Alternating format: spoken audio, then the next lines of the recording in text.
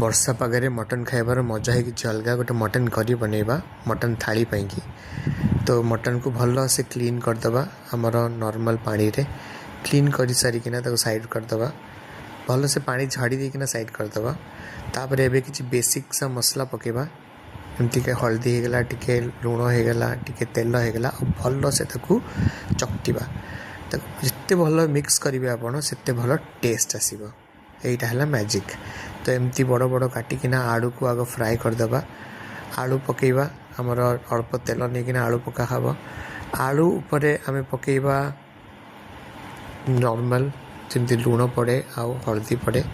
ताको पकईकिना जिते पर्यंत गोल्डन कलर न होची आलू टिके कुक न हो जाउची सेते पर्यंत भाजवा बेसिक मसला नवा प्याज रसुण अदा सुखिला लंका जीरा टिके चीनी पकेबा तेल रे कलर आसीबो भल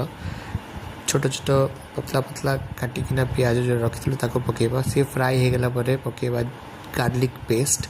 तापरे पकेबा जिंजर पेस्ट भल से कषिदबा कषि हो सारा पर गोटे लिक्विड बनैबा मसलार जमतीका कि आमर मीट मसला होगला